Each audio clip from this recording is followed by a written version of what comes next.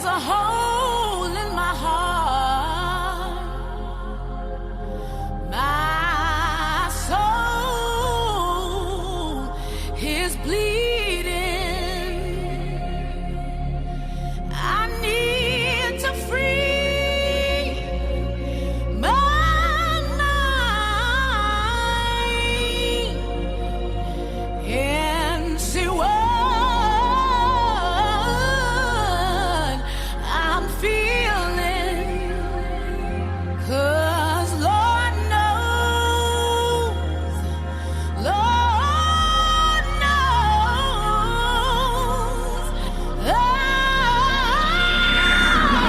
I'm tired of the way he treats me.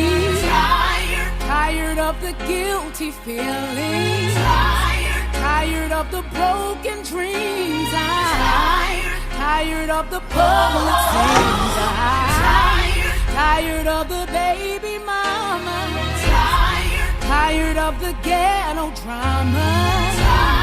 Tired of the back and forth. Tired of in and out the courts. Tired of all the games and lies. Tired of phony alibis. Tired of praying that it works. Even tired of going to church. Tired of paying these bills.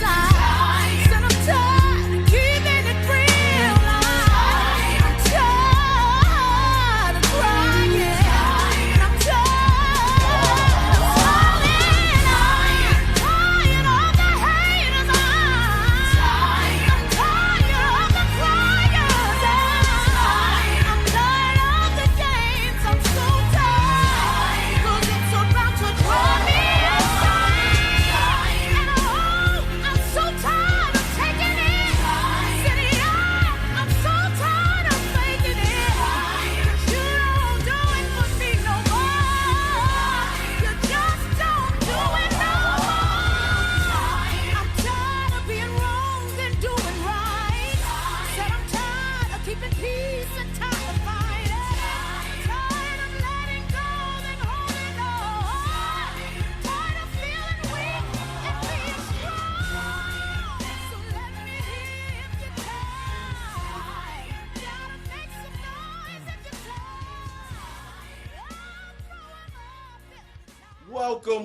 Welcome back, everybody. We at episode 2. How exciting to be motivated twice now. Welcome back to the Motivation Conversation. This your boy, Eric Harris. I appreciate you being here from the bottom of my heart, the very bottom of my heart. Friends, family, newcomers, loved ones, everybody. We're here for you, and that's what the Motivation Conversation is about. You already know. Today, we are discussing sick and tired of being sick and tired. We've all been there. We've all felt it. We know what it's like. Me and a very special, very, very special guest is here to help you through that situation right now today. Finally, to go into your New Year's proper. We're going to set you up proper for your New Year's, okay? This is not a resolution. This is a life-changing moment. So I welcome you to the Motivation Conversation. And without further ado, this is my very special guest, Jonathan Koger, aka my guy FELLAGOOD, in the house. Go ahead and talk your shit, sir, and put yourself out there, and we'll get started. Thank you, man. I like to, first off, thank you for having me, man. You know, my thing, time is so important. It's the most valuable asset we have. Yes, and so I appreciate you taking time out of your day. And yeah, it's good to be here.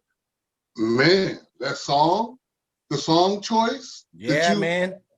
Sick and not only is it perfect for right now, but it's perfect for right now. Right now. Yes, sir.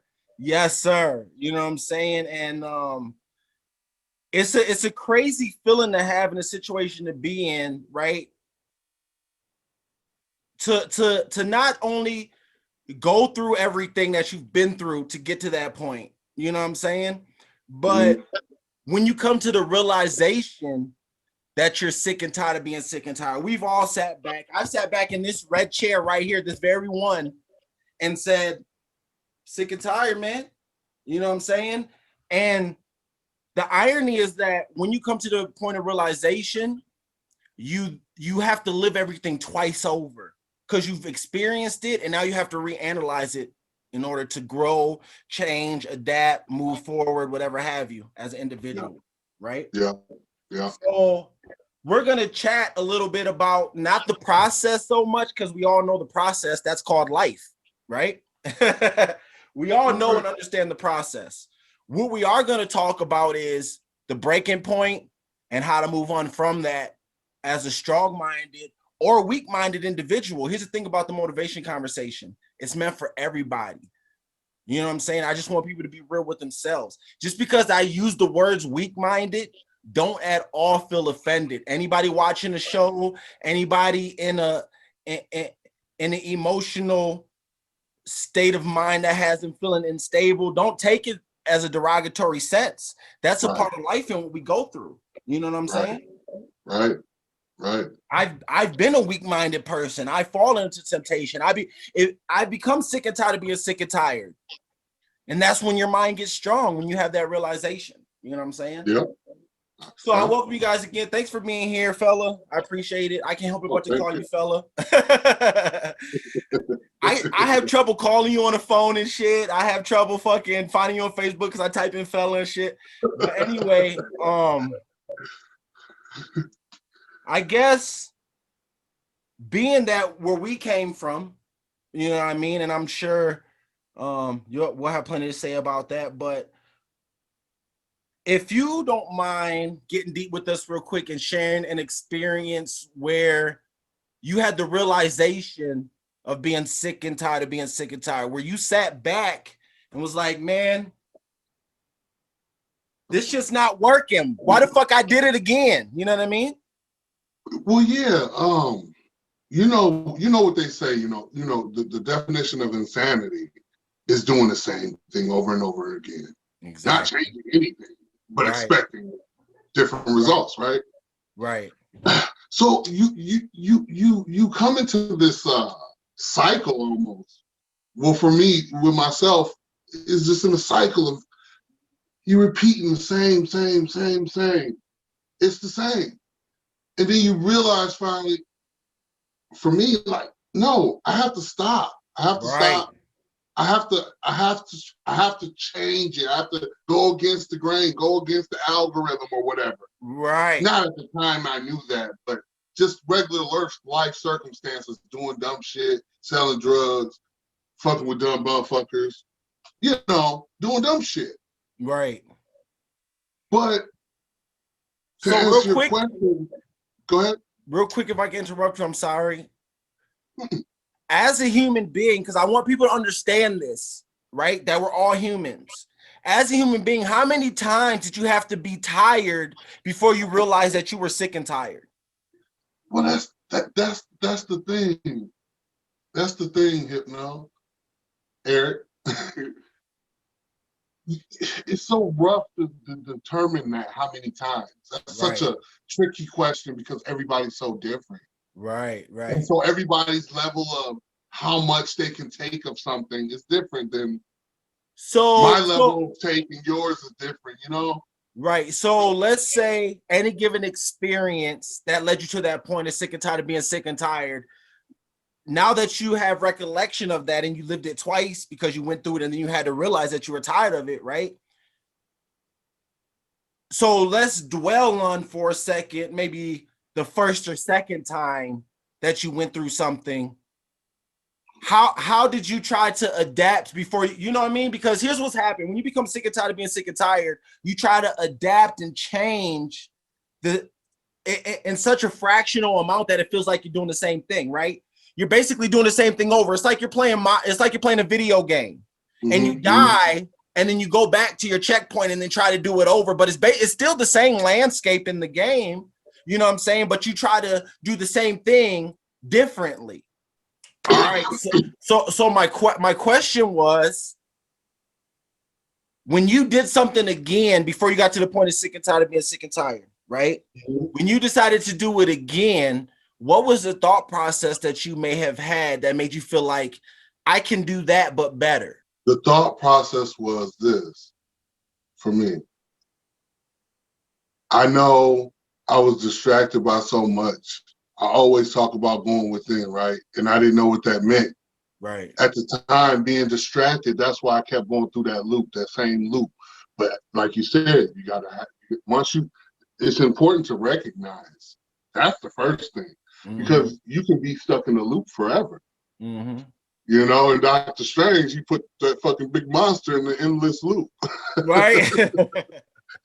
Right. That's why you said he's so cold. He cold. Yeah. And I had to recognize that I was going in that loop. I stopped. I cut off the shit that I was doing that caused me to keep continuing that way. Right. I cut those things away and decided to invest in myself. Right. And stop investing in everything else and everybody else. And what really brought me to that, because one of the main things we talk about is you said, what brings you to that point? What brought me to that point was when I was in the shelter with my daughter. I was in that motherfucker for 9 months. And that's where actually, that's people don't know, so they can know that the motivation conversation is real. I don't mean to interrupt you again, but that's how we met. That's how our friendship began, in the shelter. I was at my lowest of the low. You were at your lowest of the low. And we kind of pushed ourselves past that point of being sick and tired. You know what I'm saying? 9 months in the shelter, bro, watching people come and go. You was right with me. Right. You know what I'm saying? So go ahead, continue on. I apologize. But so, no, it's important you say that, because, yeah, that's where I met you. And it was at that low point I realized, okay, I done it all, and here I am. Right. So do you think that you may have did things the wrong way, and that, or do you think that you did things successfully and the route taken, you know what I'm saying? Because you can do things right and shit still goes bad. You know what I mean? Because you're doing the wrong thing. Because you're doing the wrong thing. You see what I'm saying? Yeah. I feel like if your intention is malicious, then the universe kind of punishes you in the long run, aka karma. You know what I'm saying? And if what you try to do, your intent is for the greater good, for lack of better terms, you kind of get rewarded in the long run, even though you don't recognize those blessings, because when you do shit for the greater good, it's usually because you're a person that's experienced some shit and you understand the algorithm of life. You know what I'm saying? And I personally think, to transition a little bit, when I got to the point of being sick and tired of being sick and tired. Whoa, before you go there, I just want to bring up one key moment, because you brushed over something. Go ahead. You know me, I'm a movie guy, and so are you. Groundhog Day, you said you can always be doing the right thing. In Groundhog Day, Bill Murray kept on resetting his day because he got everything right. Right. But he didn't have everything right. Right. Because it becomes a sense of morality, you know what I'm saying, versus actual action, right? Yeah. And so for me, when I got to the point of being sick and tired of being sick and tired, of course, in that situation comes a moment of accountability, right? In order to get to a point of being sick and tired. Okay, so me and you always talk, you know what I'm saying, that when you step away from, let's say me and you got into an argument, right? And we step away from that argument no matter what it was. Let's say that you were right about whatever the argument was. It's not a matter of opinion, it's right or wrong. It's that black and white. Even if I don't admit to you that you were right, when I step away, I know the absolute truth of the matter, that you were fucking right. Now I can decide to either sweep it under the rug and keep going with my egotistical thought process, you know what I'm saying? Or I can admit that you are right and learn from that and grow, right? And help you learn from that and grow by acknowledging that, man to man, woman to woman, person to person, right? So in my situation, in my multiple situations, and still to this day, man, every couple of years I make sure I get back in this handy dandy red chair. You know what I'm saying? And that's why I put it in the motivation conversation. This red chair has been symbolic to my move to Colorado past 7 years. That's another episode about me. You know what I'm saying? But I feel like when you get to the point of sick and tired of being sick and tired, in order to actually be there, you have to understand the faultiness in your character. You have to understand the flaw in your character, right? Yeah. Accountability. It's so easy to point the finger at somebody else, but my dad always said 3 fingers point back at you. Accountability. That is so important. Right. And then, but here's the thing with accountability, right? Not only is it the physical, not only is it the metaphysical, not only is it what we put into action, what we put into thought, how we move about the world. It's about understanding the world around us as well. The ripple effect of our actions. I always tell my kids, understand the ripple effect of your actions. When you throw a rock in the pond, it ripples out X amount of times and affects so much more around that little rock that you didn't think it would affect. You know what I'm saying? And that's what happens when you put this negative shit out into the world, and then you start to disturb the universe's intentions. You know what I'm saying? For lack of better terms, we'll get into religion in another episode.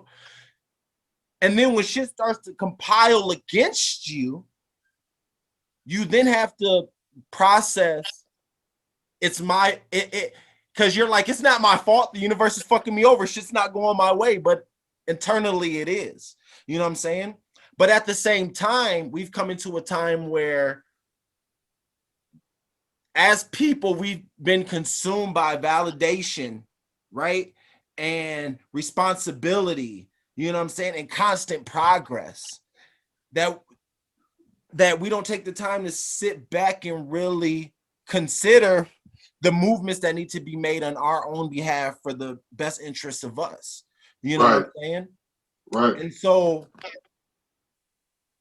what happens is you get trapped in this false reality because you're like, well, I'm not doing it like this, and society says I should do it like this. So I'm going to do it how society says I should do it to make my situation better. You see what I'm saying? What I want people to realize here in the motivation conversation is that to make your situation better is not compliant on societal structure. What makes your situation better is compliant on self-understanding. See what I'm saying? So, moving on. We're at this point of being sick and tired of being sick and tired, right? Message. There was a message. Yeah. We're at this point of being sick and tired of being sick and tired. What was the breaking point for you in your situation where you're like, no, fuck that. It's time to actually grow, not move on, but grow beyond the circumstance that you trapped yourself in? It had to be right after the shelter, man. Even after the shelter, I still was fucking off a little bit, right? Right. Kind of still doing some of the same, but I bossed up a little bit. But I don't know what happened, but I was able to step back a little bit. I think it's so important for all of us to be able to step back, and it's hard to step back because again, you get so comfortable with day-to-day life, you go into autopilot. Right. And when you're in autopilot, you're just going. But if you get a chance to step back, and I stepped back with just seeing all these things that was affecting me in the world, the energies of the world. You're just saying, what you put in is what you get out. Right. So while you thinking the world's beating you up, you ain't necessarily all the way right yourself. Right. So you get in what you put in, you get out what you put in. And when I started to just understand energy and block, again, the distractions that is so hard because it's in our face every day. Right. You can't block it all. Right. But once I started to try to block some, I was able to realize, man, let me just pull this away and put it in me. If I had like, if I could digitally show you, like a chip was taken away, I put one back in, take it for, I don't know, for football, put it back in, for religion, I'll keep putting these things into me, and I realize the more you invest in yourself, the more you go within yourself, things actually do go good for you. And So you do do good. you think, so here's the thing. Do you think that we get to a point of being sick and tired because we're wrapped up in the perceptions of society? You know what I'm saying? Yeah. Like, we try so hard to be validated by the world around us that we do things that's unnatural to self, right? Whereas if we did what was natural to self with positive influence and intentions, we would naturally prosper and succeed. You see what I'm saying? We put on that mask, and the mask don't fit our face. You see what I'm saying? But we still wearing that motherfucker, right? Because we feel like we have no choice. So that goes back to saying, when you do what's right, it's still going wrong because you're not doing your interpretation. Because what makes the difference in what you're doing to create the best version of you is just that, what you're doing, not replicating or duplicating or emulating with the person that you learned from, right? It's so easy. See, there's a difference between gaining motivation and copy and paste. You know what I'm saying? It's so easy to try to do that because it looks better than what you've been trying to do. Mm-hmm. And then get wrapped up in doing that, even though that's not you. Where if you did the best you, who's to say that it can't reach beyond the expectations of what you're trying to replicate? You see what I'm saying? But instead, most people get wrapped up in the perception of what you think they want you to do and be. And so you just go away from yourself. Everything takes away from you if you think about it. Everything tells you that you're not great. And I'm not going to go into detail, but just in a nutshell, things tell you that you're not the great one. You're not, and the thing about what you're doing here, Eric, motivation doesn't come easy. Right. It's not good. Sometimes you have to create it. Right. And what I want people to understand here on episode 2, the motivation conversation is not about butterflies and rainbows. Not about, I'm a real ass nigga that's been through real ass shit. Let me get real for a second while I'm on episode 2 before they censor me. You know what I'm saying? And I got real motherfuckers on my show that's been through some real ass shit. You know what I'm saying? It's not about butterflies and rainbows. Sometimes motivation is a shit that you never wanted to hear that needs to be fucking heard. That's what's great about Sick and Tired of Being Sick and Tired. We're not here to convince you that you're doing great, just keep doing you. We're here to let you know that you need to do you and not them, like we talked about. God damn. Damn. Like I told you before, man, when I was structuring this episode, I can't remember who said it, and I'll make sure that when I have this video posted everywhere, that it's accredited to the person. This is not about me. This is about the people. But he said, we are not who we think we should be. I'm not the person I think I should be. I'm not living for me. We're putting on the mask all the time, right? We are not who you think we should be, right? Because whoever you think I am, the perception of that is changed based on the mask that I put on. How can you base an opinion on who you think I should be when I already got on the mask? My parents had a maths tutor for me because they wanted me amazing at maths. And I was pretty good at numbers, and I'd have this tutor and he'd tell me that. He goes, the reason that you're struggling with the next question is because you're always worried about what your parents think. And that really stayed in my head. I was just like, wow, so as long as I'm trapped by what my parents think, I can actually never find the answers to the real questions of life. I've always had friends who are older than me. And I could see a lot of them in the most successful careers, successful jobs, beautiful partners, whatever it was. but I saw a sense of lack of fulfillment, meaning, and purpose in their lives. And I've always been an observer, and I would see these people who are like 5 years older than me, 7 years older than me, maybe 10 years older than me. And I'd be watching them and go, is that the life I want? And often the advice I give to people today is fast forward where you are, look at yourself in 10, 15, 20 years time, and ask yourself the question, is that where I want to be?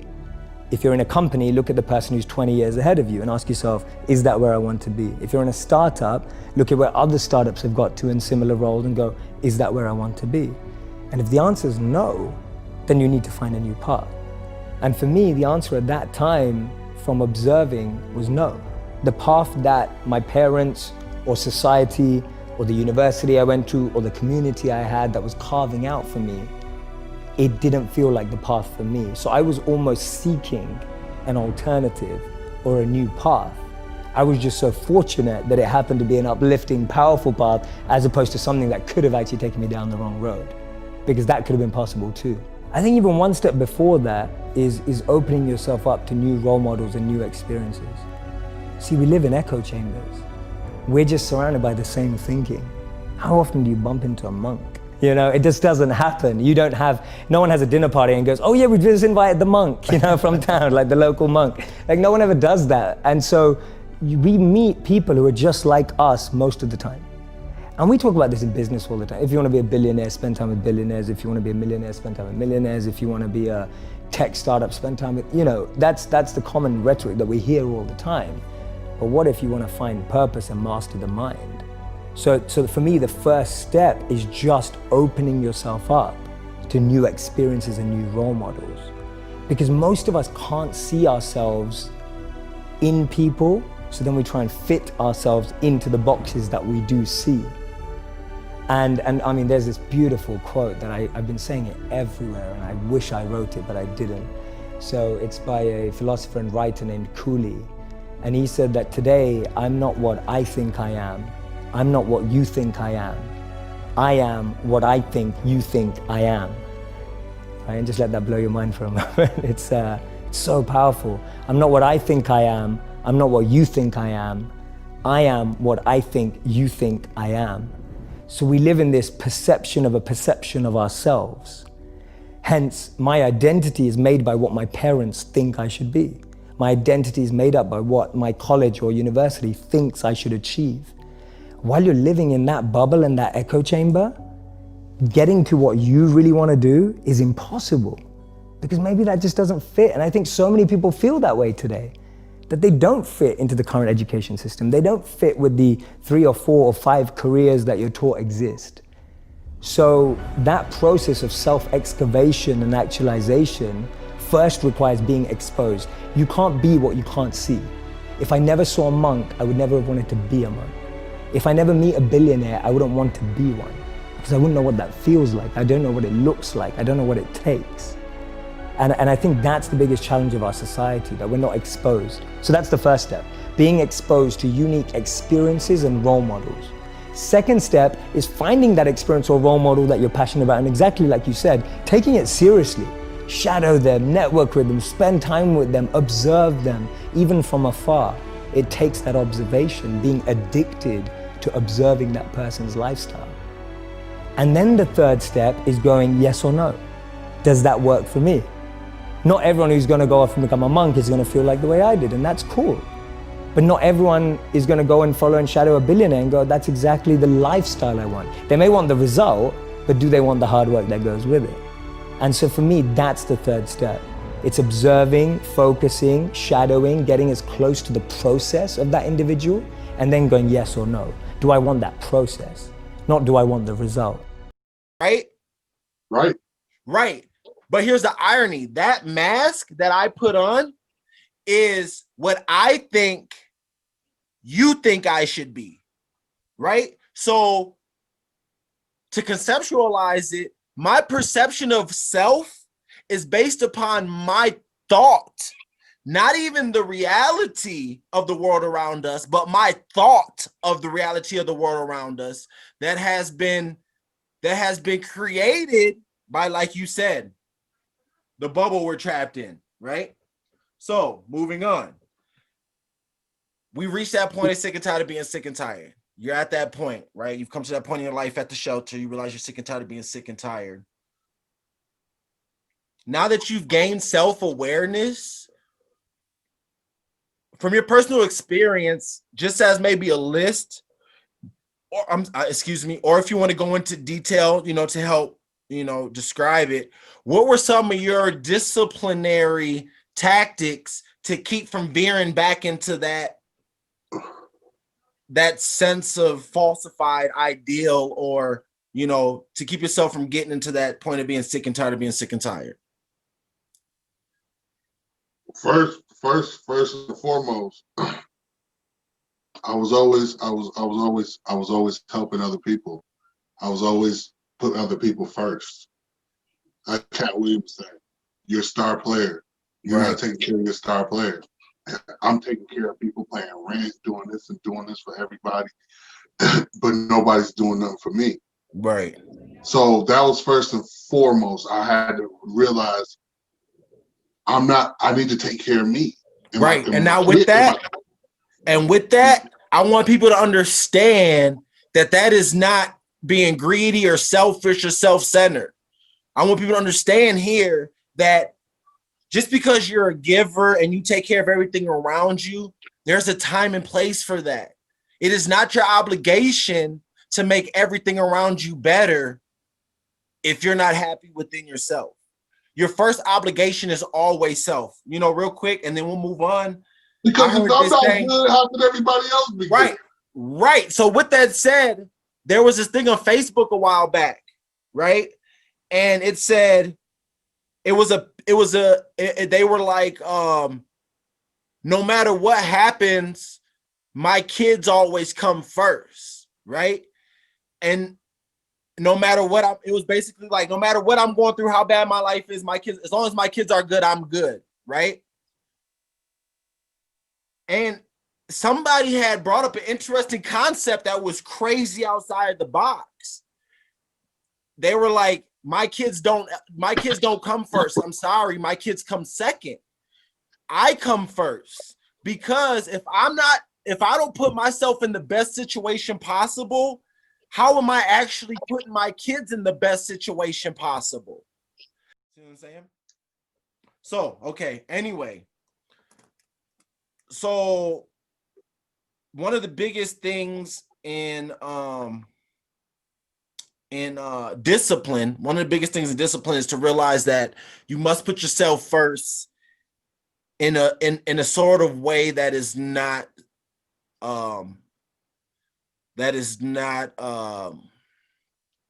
selfish, shallow, right? Self-absorbed. You can put yourself first and still be that person, but you have to understand moderation, right? So what were some other disciplinary things that you did to make a change?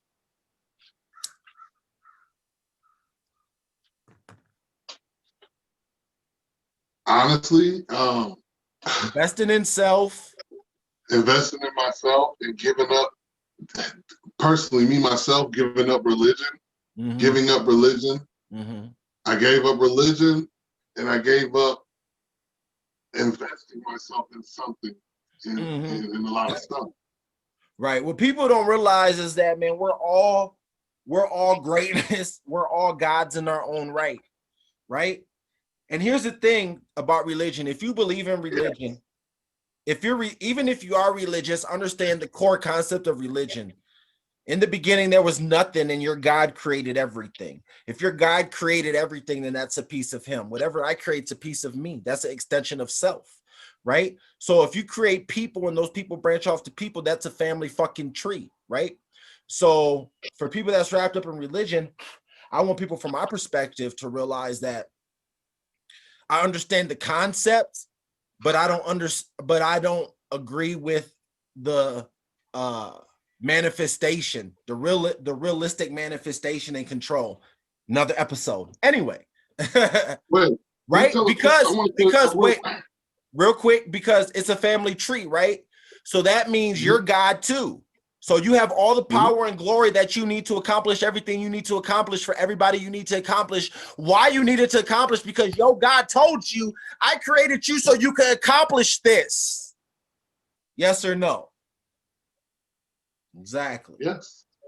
Yes, exactly. Quick story for you. Or freestyle it for you, actually. You ain't gonna believe this. You got this dude, you. I'll just say it's you. You're the character. You got a village of 5. You got two, your wife, a daughter, and 2 sons. You taking care of everybody. You making sure they eating, you hunting, and all that. What you're not doing is when the Goliath monster comes, he slays you because you ain't working out, you ain't taking care of yourself, you ain't tight.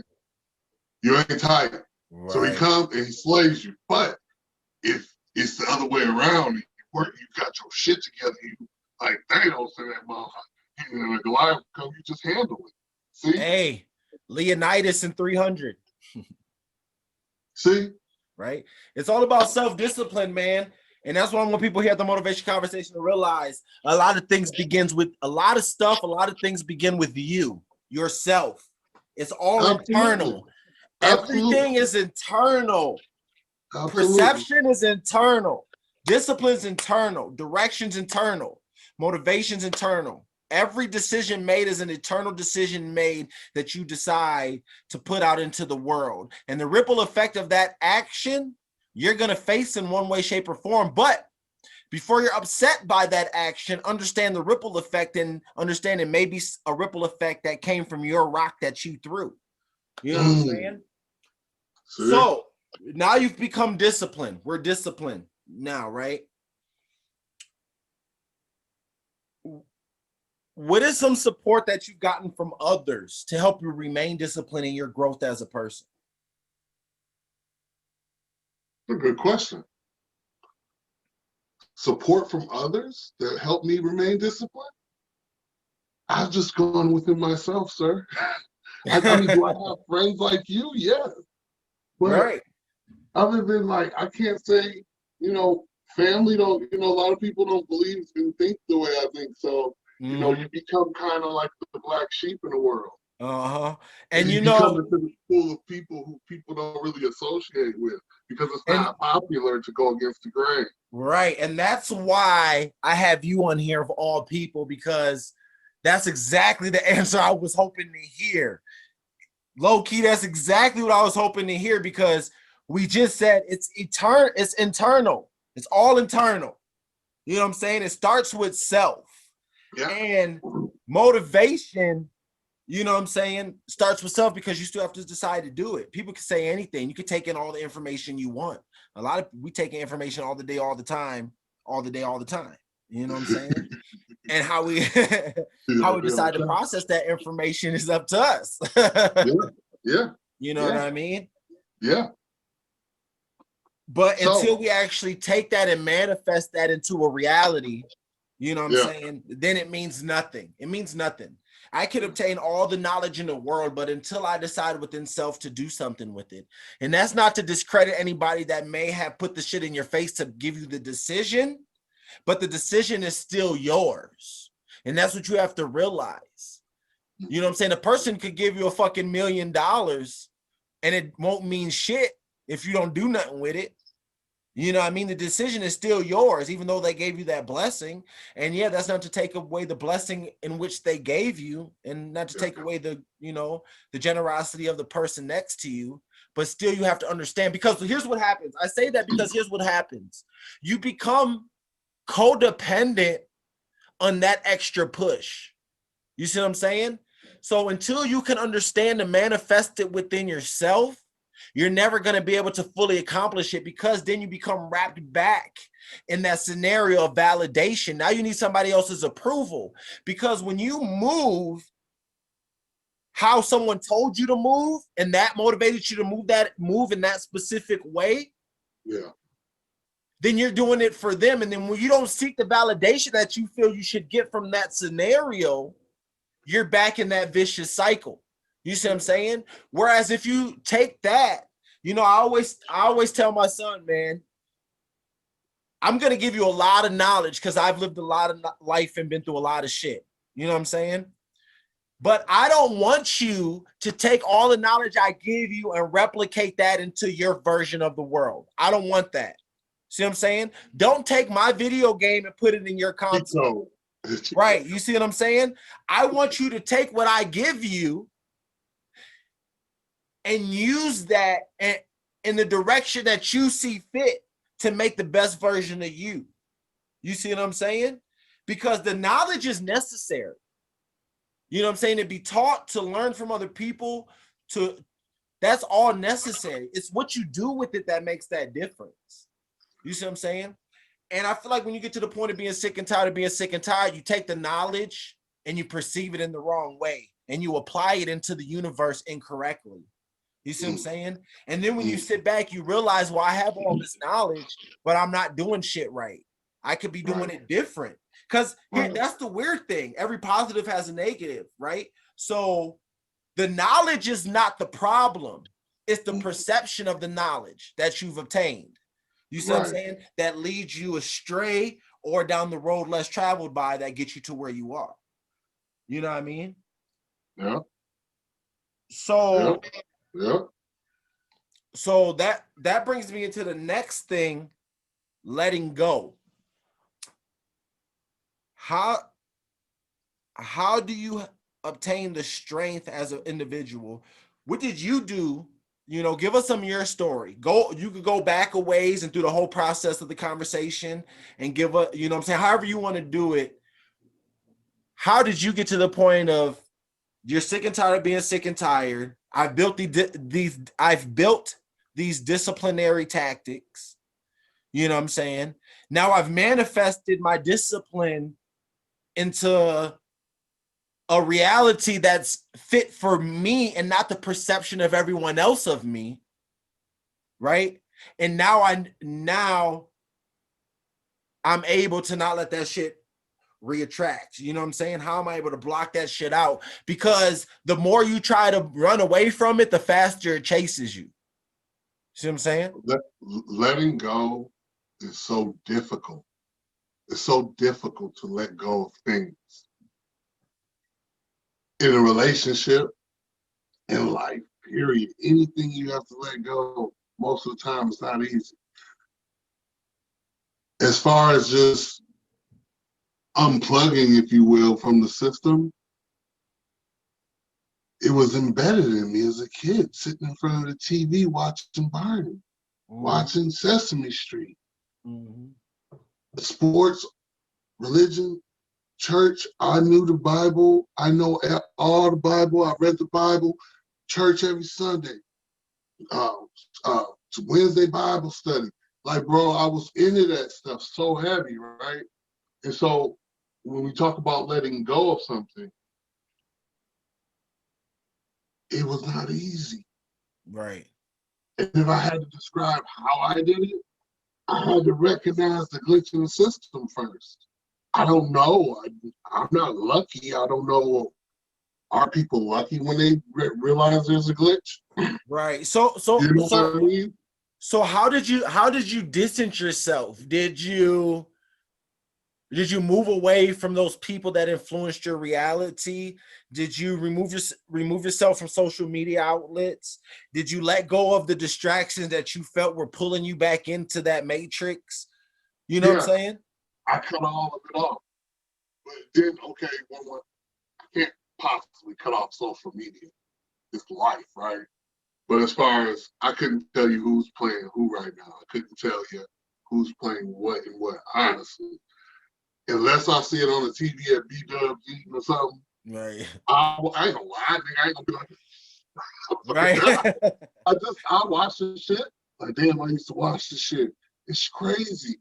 But I used to be in it. I knew the stats of any and every player. You know that. Right. Everything. But you're asking me, you know, how did I disconnect? Well, first of all, the religion part was easy because I'm here by myself in Minnesota. Let's just be real. I've established my own castle, you know, just like you have established your own castle. You know what I'm saying? I moved away from Detroit here. I got my own castle, kids, wife, all that good stuff. Right. So I don't have that religion part that was so heavy in Detroit, but it still was instilled in me, even in my family when we moved up here. But so that part was easy to to step back from that. And don't get it twisted, it's still a battle. You know what I'm saying? It's still a battle, and the temptation's always there. I mean, I think as people, we have to understand that it's all temporary, right? That moment of success is temporary, so we have to bask in it. When shit's good, it's good, and when it's bad, right? But I think what I want people to realize here is that don't get caught up in the moment of bad, right? Don't get caught up in the moment of confusion, you know what I'm saying? And all the things that religious people say is the 7 deadly sins. Well, you know what, fear too, I wanted to say I was scared. Because fears, I don't have any fears now. I look at you right now in your eyes as a man, you know me. I don't have any fears in life. But I couldn't tell you that then. I was scared as hell when I was thinking, I don't want to go down this path. I can burn forever and all these things that I feared. And that's the number one thing that keeps people in a ball of confusion now is fear. Even now with the world and how about this? Now, how about this?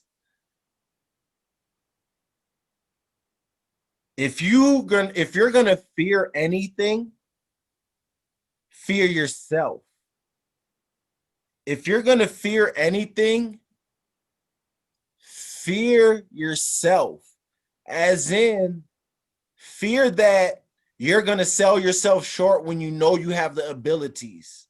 How is that not a scary thought to know I have the ability to accomplish, to become, to dedicate myself to anything that I could possibly imagine, and yet I don't do it? You know, there's this thing by Les Brown called Fear. And actually, because we brought it up, I'm gonna play it right now.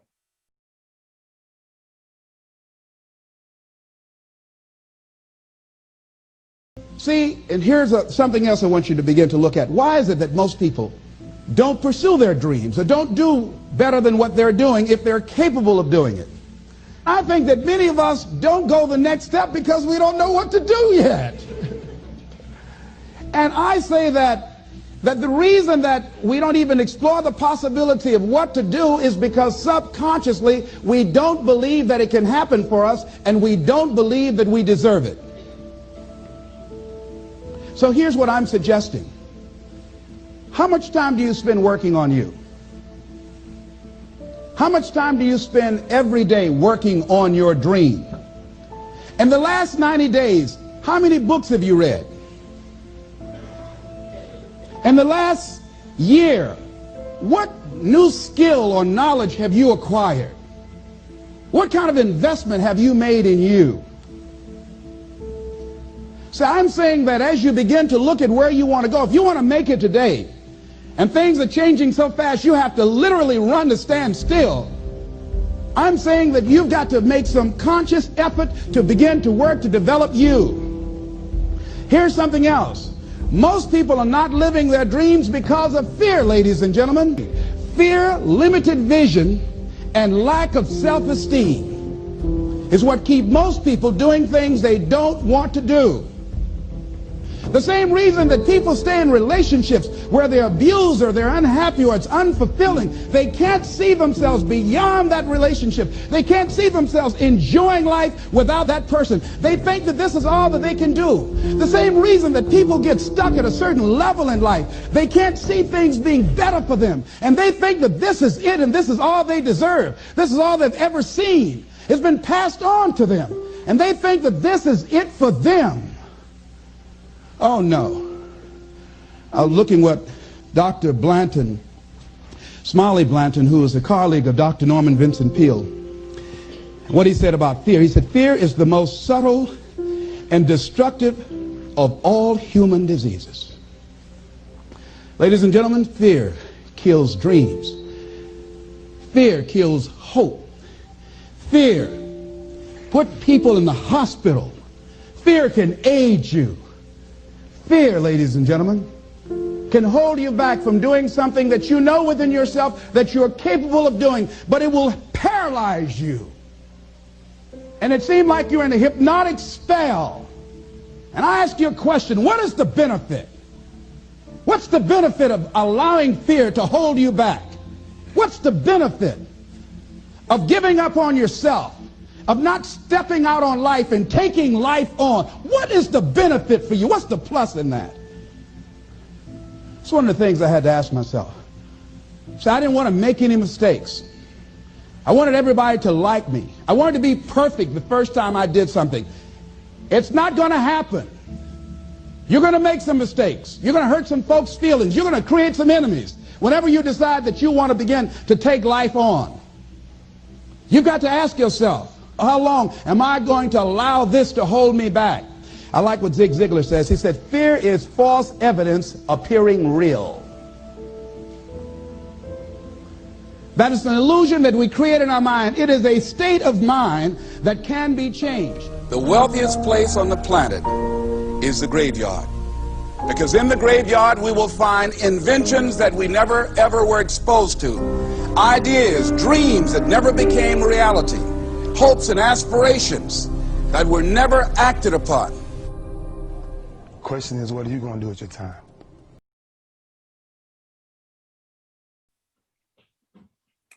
So with that said, as you guys see, he was saying in the video, Les Brown talking about fear, he stated that a lot of ideas, most of the ideas are wasted away in a graveyard because people are scared to be the greatness they are within themselves.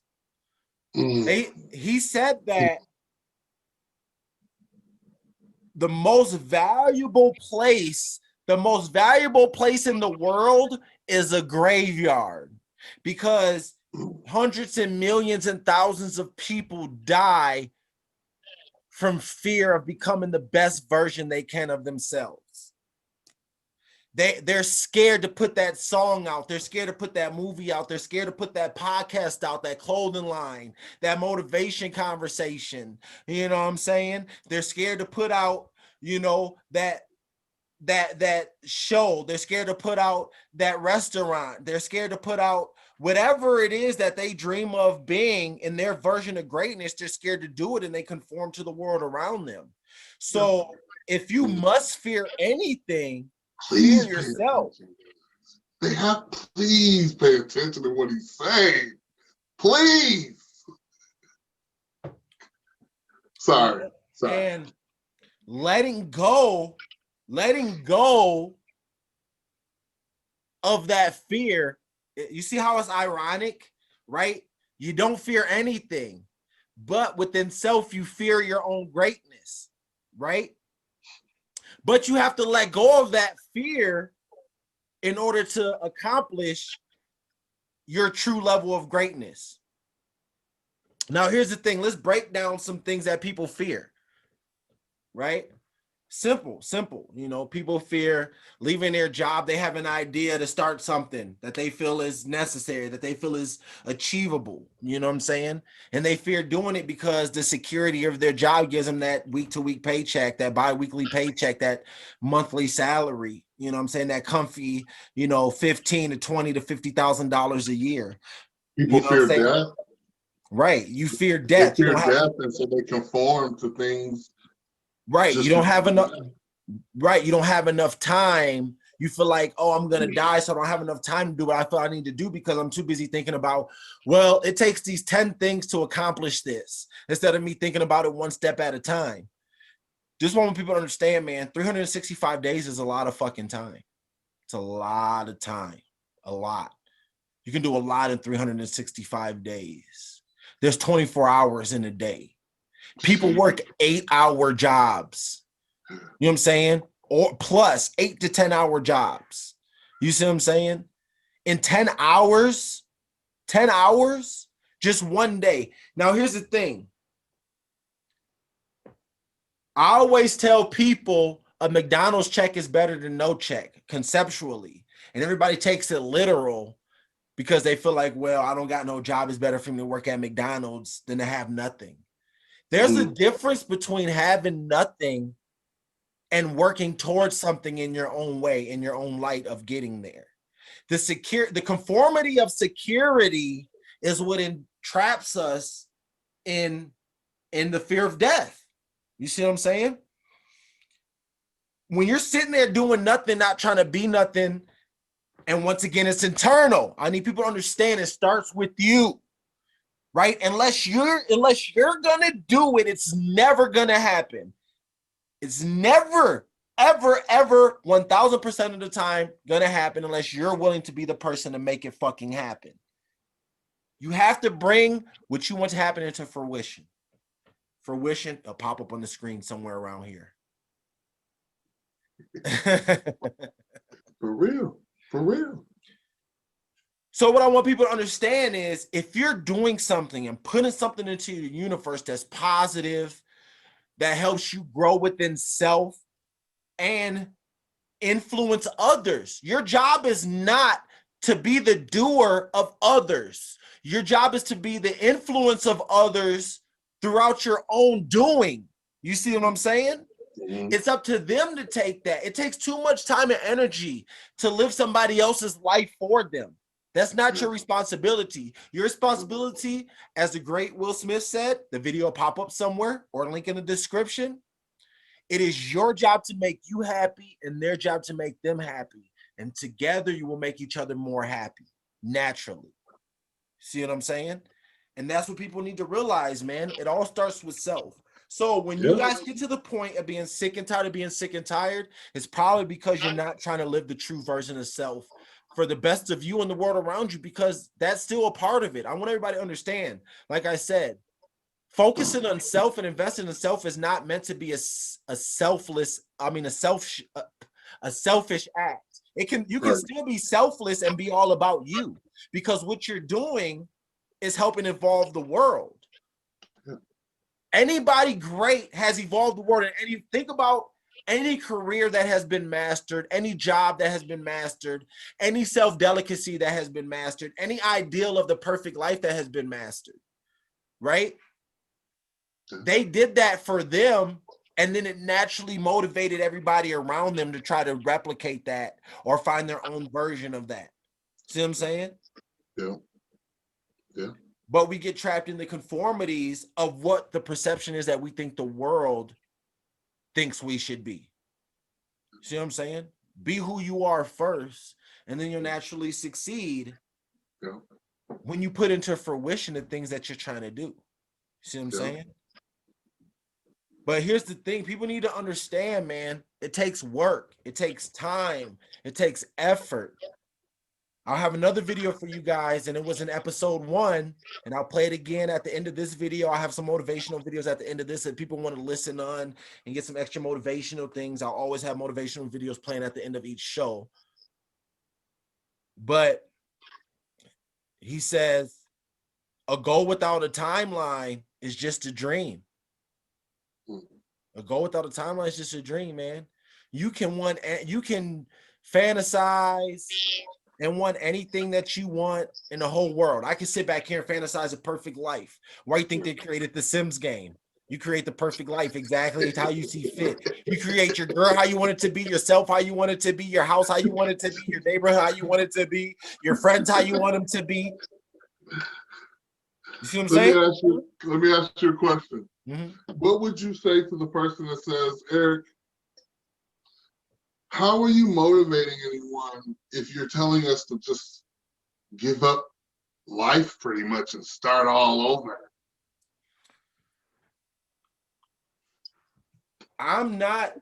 Here's the thing I want people to realize. I'm not asking anyone to give up life and start all over. As I said before, it's about all the information that we've took throughout our life and properly perceiving it and then reciprocating it out into the world around us. That's what it's about. Don't be naive. Don't think that lessons don't come from shit. Here's the thing people need to understand. Everything that they use to distract us, that they use to manipulate us, have a core truth. Real quick shout out.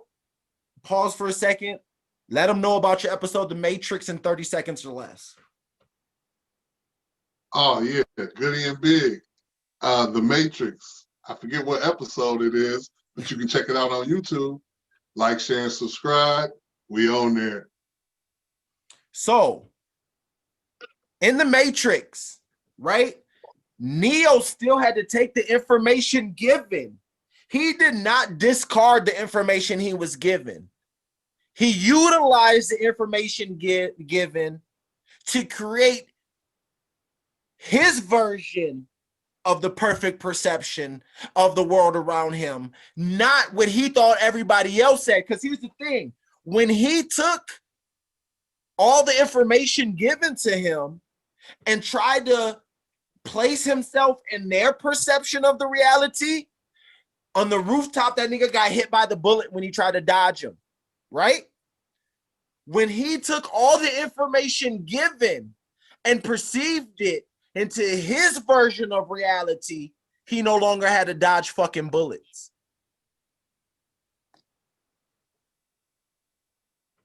Think about that. Think about that. And I'm not even going to jump into that, you guys, on this episode, because this episode is about sick and tired of being sick and tired, but all this is relative. The Matrix will be out shortly, episode 5 or 6, so be looking out for it. And if you want another perspective on the Matrix and the ironic duality, make sure you go check out Goody and Big's podcast. They're on YouTube. They're on all that shit in the background. I'm not going to say it because it's all right there. But make sure you guys check that out. You know what I'm saying? So back to your question. You say, how do you expect to motivate people when you want us to just stop believing in everything and believe in what you're saying? Basically, right? Mm-hmm. Stop everything and just change direction and go against the grain of the whole universe and listen to you. Who the fuck are you, Eric? Because you know that's a question. And it is. And it's a viable, it's a valid, and it's a legitimate question. You're absolutely correct. And like I was saying, don't go against what I'm saying. I mean, don't go against what everybody's saying. Understand the principality. Understand the principle of what everybody's saying, of what's being taught to you, of what you're being learned, of what you're being schooled on, of what you're being exposed to. Understand the concept and the tactic used behind it, whether it's social media, whether it's friends and family, whether it's your confused perception of self and the mask that you wear without even knowing you wear it. Here's the thing. I came up with the saying. When we wake up, what's the first thing we put on in the morning? Our masks. You put on your mask right when you open your eyes. As soon as you open your eyes, your mask is on, because now you've become a sim in the reality of the world around you that you've learned to identify with based on conformity. Yeah. Yeah. So, when you guys become sick and tired of being sick and tired, don't listen to the motivation conversation and forget everything you've ever learned. When you become sick and tired, I want you to take everything you've ever learned and truly understand the truth behind it. When we started this episode, I said, me and you get into an argument, and you're right. And I walk away from the argument, and whether I admit to anybody ever in my whole life, I know you're right. That's called absolute truth. When you're by yourself, you're going to get away from your ego. You're going to get away from what everybody thinks you should feel and how you think you should feel, right? So let's go down a line of some things, right? When you're in a relationship situation that you're not happy about, you need to sit back and realize the absolute truth of that relationship that you're in. No matter whose fault it is, that's not for me to determine here in the motivation conversation, because I don't know the individual that may be watching this right now. Right. The absolute truth is within self. It's internal. Who cares about my opinion? Who cares about fella here's opinion? Who cares about the other 1,000 people watching this opinion? You know the absolute truth of the situation that you're in of your relationship. Even if it's you, you need to understand that is part of absolute truth. Motivation is not what you want to hear. It's what needs to be heard to make you a better person for self. Yep. That's what motivation is. And that's what people need to understand, right? So when you're back in that relationship and you don't want to be in it, realize why you no longer need to be in it and what it takes to grow beyond that, right?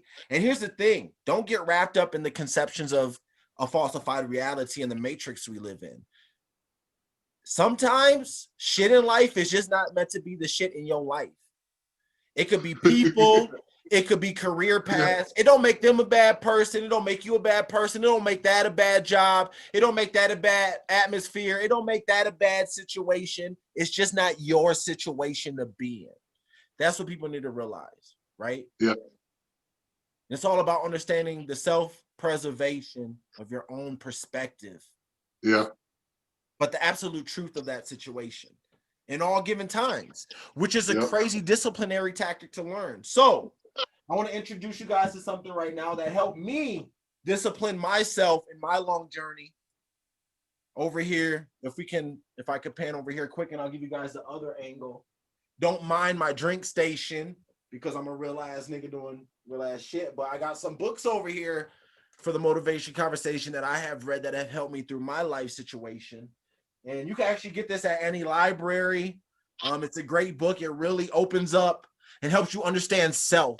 It doesn't push anything, although it's called not always so.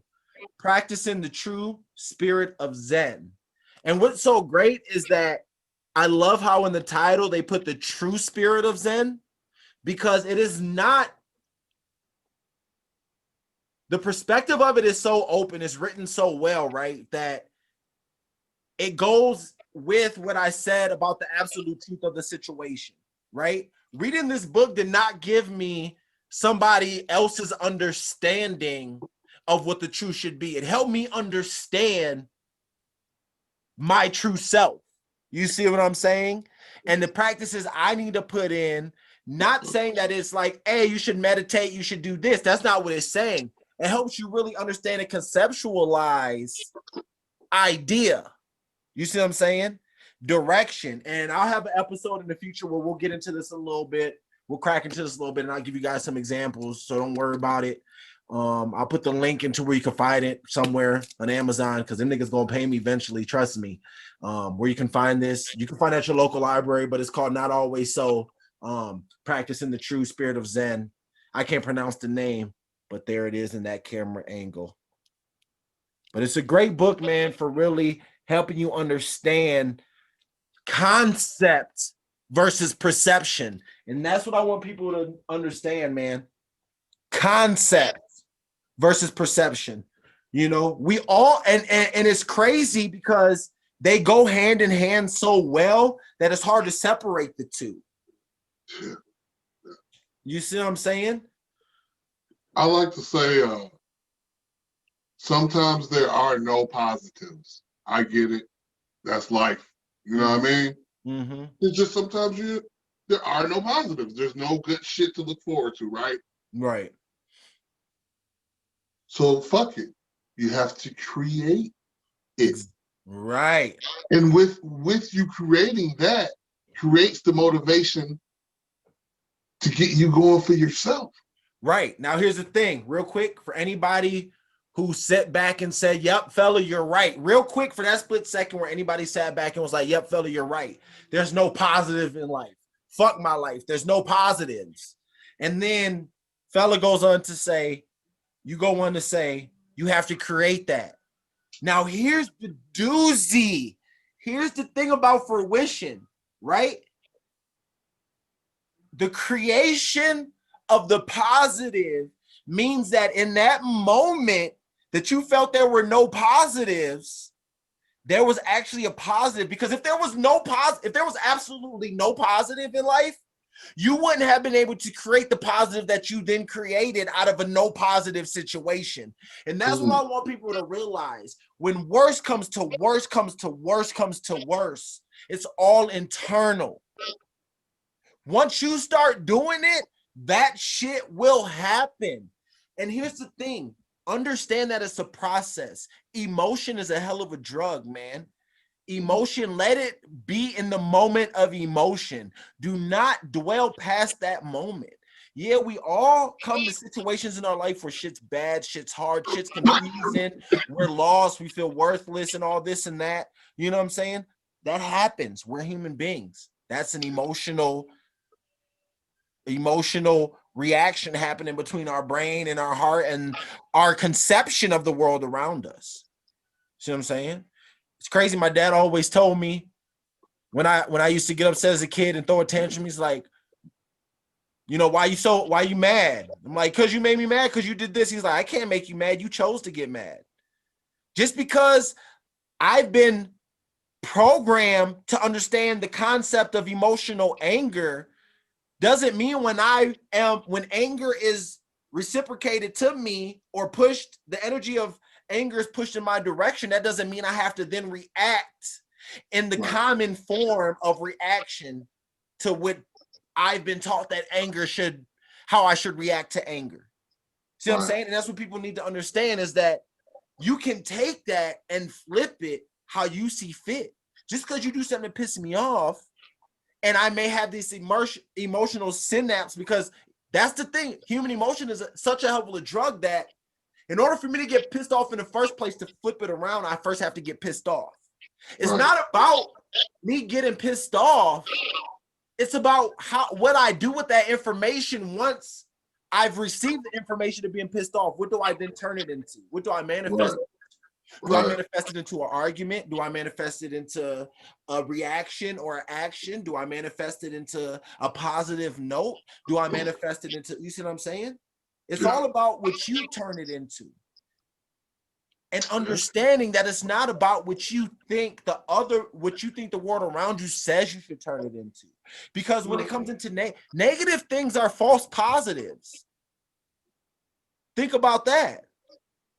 You see what I'm saying? So, in order to have the negative, you must have the other side of it, right? Right, exactly. So, you got to see the bigger light of the situation and understand that I am now in this false positive. See what I'm saying? How do I revert that into an actual positive in my own life? And you can never do that trying to do it in somebody else's life. No. You know what I mean? And so. No, you cannot, sir. No, you cannot. In the song Sick and Tired of Being Sick and Tired, and then we'll wrap it up here. She says, one of my favorite parts. She says, I'm tired of feeling weak, but being strong. As an individual, what does that mean to you? And I'll leave you the floor. Being weak, but feeling strong. I'm tired of feeling weak. I actually feel weak, but I'm being strong. So yeah, that all ties into everything we've talked about this afternoon. Well, so you're pretending, you know, you're pretending, and you're putting on this persona of what, pretty much like you said, what the world expects you to be. And so in that, you know, so in that projection, in that moment, she's strong, but really deep down within herself, she's weak. Mm-hmm. So how do you think that affects a person's ability to grow? It keeps them stagnant. That's it. It keeps them stagnant. They won't grow. To answer the question, you can't grow if you're stagnant. And if you're always chasing, like you just said, you can't do it trying to be somebody else. Right. You got to be yourself. You got to go within yourself. You got to, you know what I'm saying? So if you're always doing that, then you're going to stay stagnant. So right. Because you'll just continue to, you'll just be. Right. And then that puts That's what Neo was doing in the Matrix. He was just being, going to work. Right. Mm-hmm. And that puts you in the situation of what? Sick and tired of being sick and tired. Yeah. You're right. But I want people to understand this is not a thing to where you place the blame on other people. It's not the world's fault that you misperceive the information that the world has given you. That's what I want people to understand. It's not the world's fault, because the world is just going to be the world around you. The only thing you can control is yourself. It's not the world's fault that you misperceive the information given to you and put yourself in a situation of being sick and tired of being sick and tired. It's self-inflicted wounds, because that's the ripple effect you put into the world. Every action has an equal or lesser reaction. That's just how it goes, whether we like it or not. Yeah. You know, my dad always told me, like I said at the beginning of the show, before you point the finger at somebody else, realize that when you do, 3 come back at you. So wake up and realize, look at the person in the mirror first and understand the absolute truth of that person you're looking at.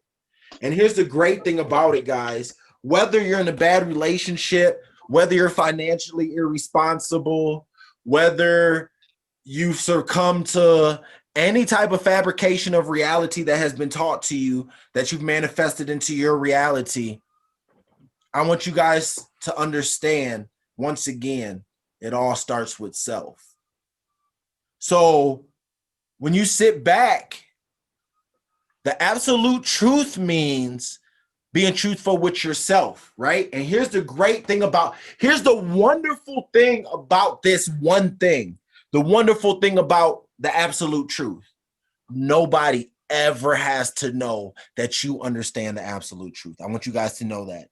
Nobody ever has to know that you understand the absolute truth.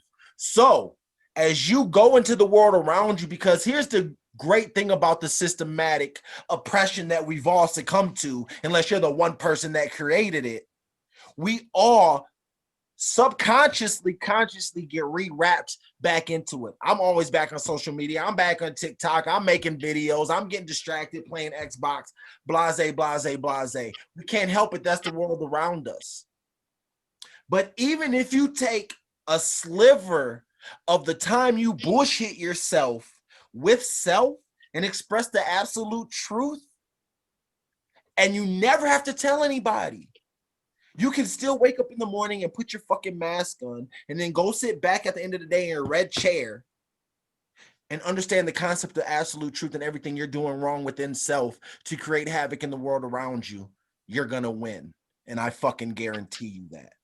But it starts with absolute truth first. And a lot of times, and almost every time, things are wrong because we make them wrong. If we're in a, listen, I want people to understand, if you're in a bad relationship, if you're at a bad job, if you're in any situation that you're in and you don't like it, that's step one, the realization of absolute truth. You have now become sick and tired of being sick and tired, because you've had that realization and you mentally relived it. And now you've exemplified and you've double expressed, even, the emotions that you've had.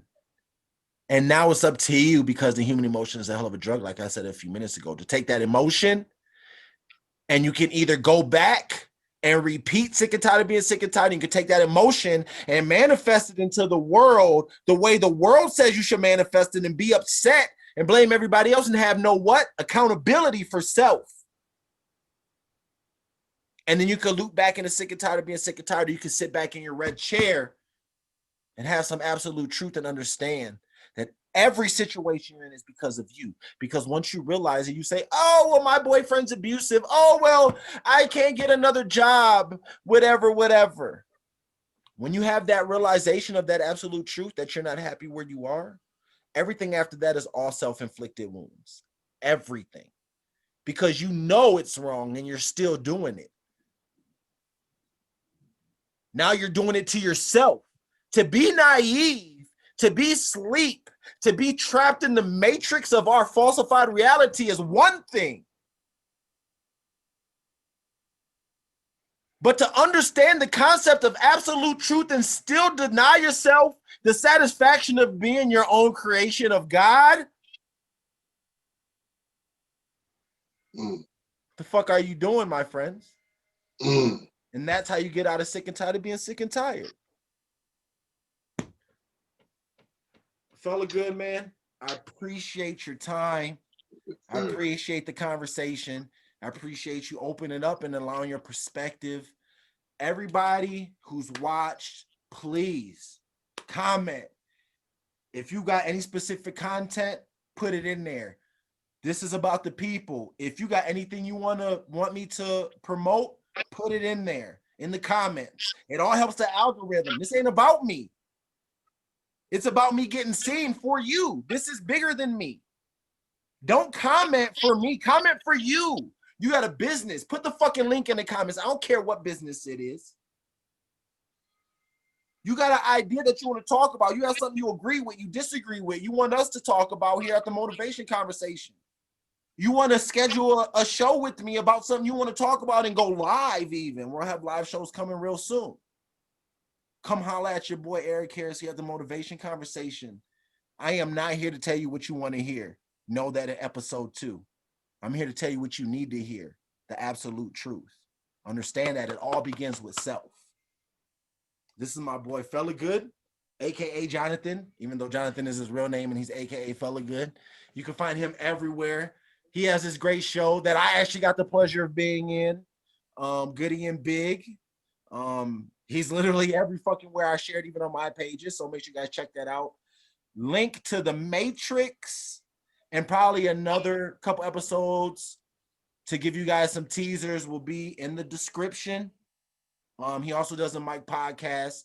Not everything needs to be so deep. You know, we all need a good time in our lives and just to sit back. So we got the mic podcast as well. You can sit back and enjoy some music for real music fans. You know what I'm saying? So, I mean, I just want everybody to know, man, I'm here for you guys. Enjoy life. Live life. Don't let it live you.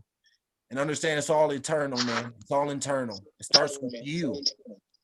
Once you make the decision to actually make the steps to make it happen, it'll happen. One last clip to lead into my clips, and then I'll let Fella sign himself out of here and give us his last shout outs and what have you. Les Brown says, if you do what is easy, your life will be hard. But if you do what is hard, your life will be easy. And we'll get into the depths of that in a future episode. I love you guys, man, from the bottom of my heart. Thank you for tuning into episode 2. This is Eric Harris with the Motivation Conversation. I'm going to go ahead and let Fella Good give himself a good 30 seconds of promotions. Then we're going to get out of here. Everybody have a good day. Stay blessed. And be you for you because you can. Whatever your it is, get it. I'll holler. Videos at the end. If you guys need some extra motivation, Fella Good, let them know who you are. And we're out of here. Hey, it's your boy Fella Good. Go by Jonathan Tony Stark Koger on Facebook. Got Goody and Big Talks on Facebook. Check out Goody and Big on YouTube and all platforms that you can hear us on. We own that thing. And also check out the Mike Podcast. That's us in the background. I appreciate being here with you, man. I love talking real stuff. This is a great show. And you got a bright future ahead of you, sir. A bright future ahead of you. Keep it up, I appreciate it, man. Appreciate it. You take care, man. Stay blessed.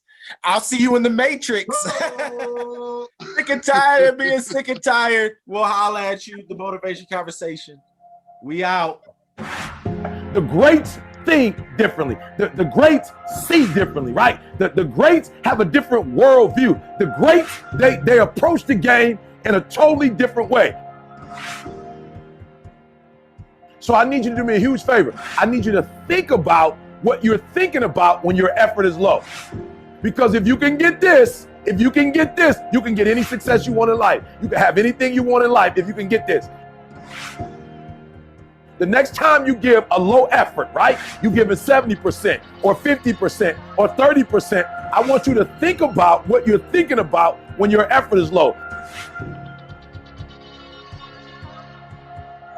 If your effort is low, you're probably not thinking about the opportunity. You're probably thinking about the obligation.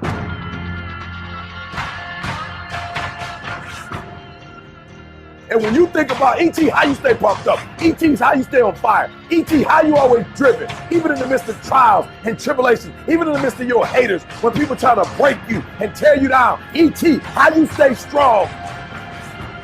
I keep thinking about the opportunity. Every single day, I'm thinking about the opportunity, and I'm not looking at this thing as an obligation. I'm not looking at this thing as something that I have to do, or that I'm forced to do, right? Something that somebody's making me do. Every time I wake up, I'm thinking, I'm alive, baby. This is the day. This is an opportunity.